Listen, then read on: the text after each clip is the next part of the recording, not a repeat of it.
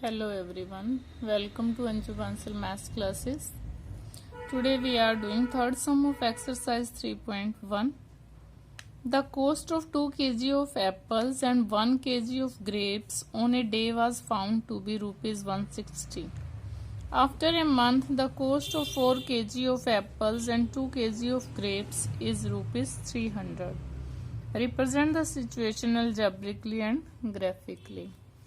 Cost किस किस की है? एप्पल की और ग्रेप्स की. हम पहले 1 kg की लेट कर लेते हैं. Let cost of 1 kg apples rupees x and cost of 1 kg grapes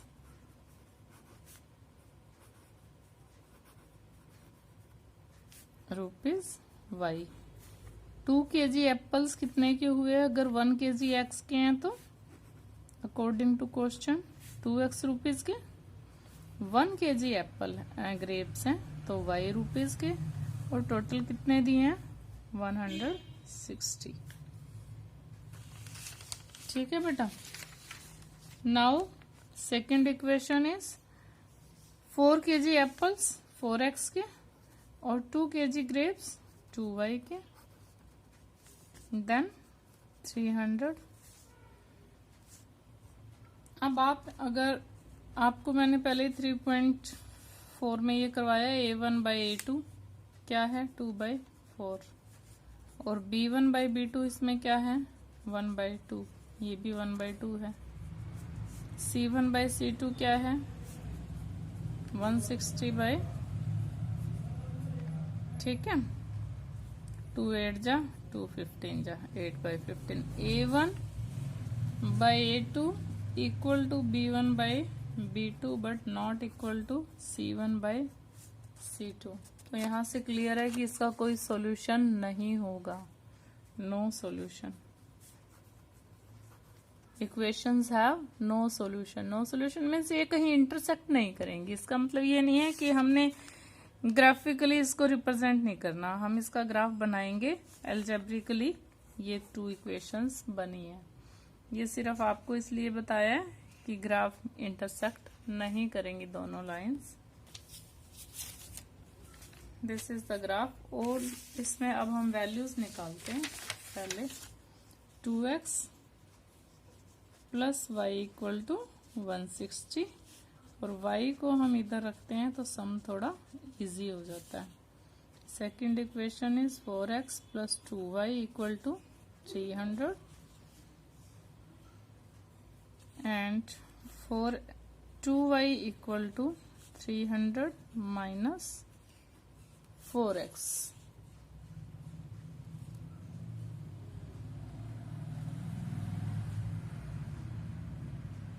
values put करेंगे इसमें.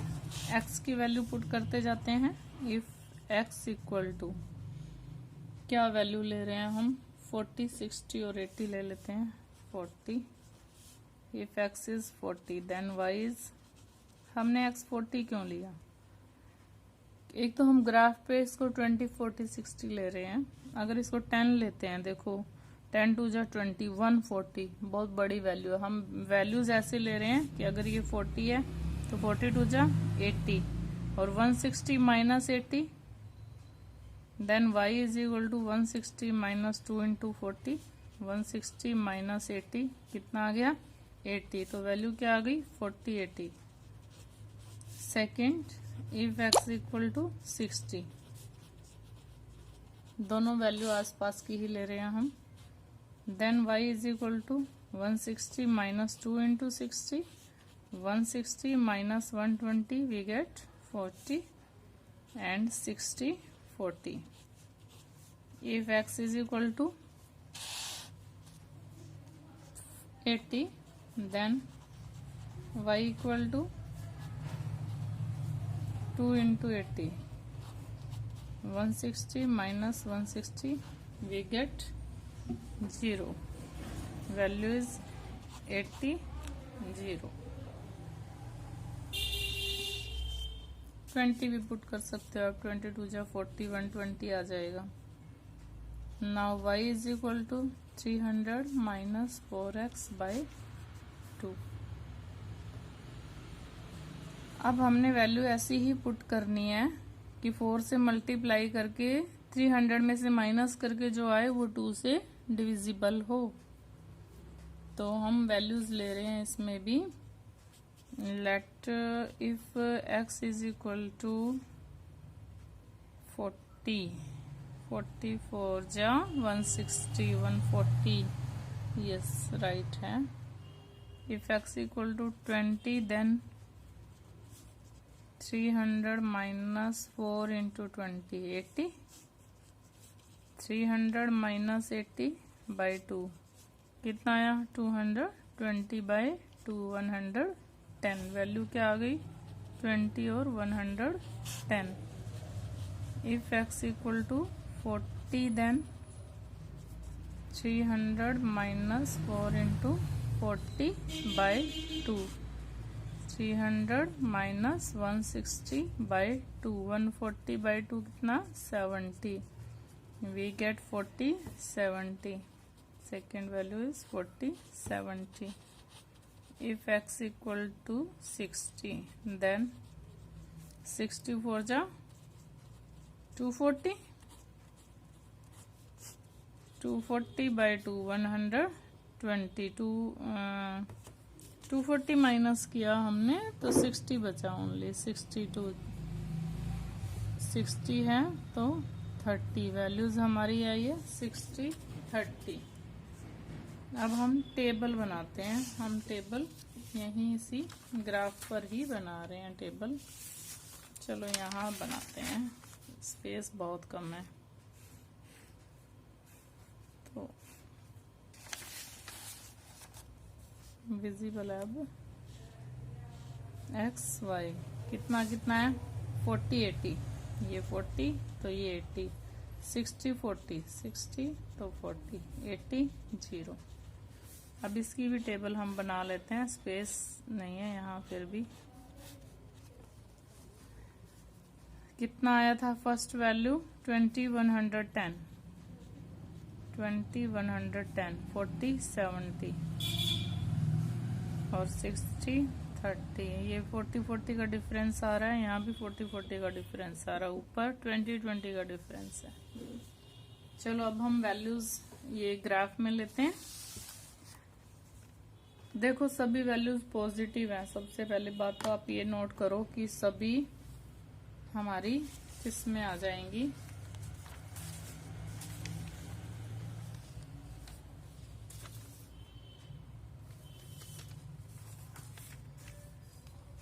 यस।